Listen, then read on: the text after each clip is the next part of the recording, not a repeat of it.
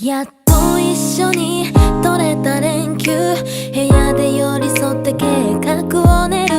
スマホとガイドブック眺めて話し合う時間がもう楽しくて、水面に映る桜輝く春、一緒に選んだ水着で遊ぶ夏、秋色に染まるイチョウ並木歩き、銀世界釣りの下笑い合い、嬉しい日も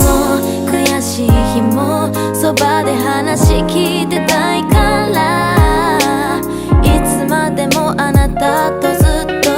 いたいの春夏秋冬。今年の春はどこに行こう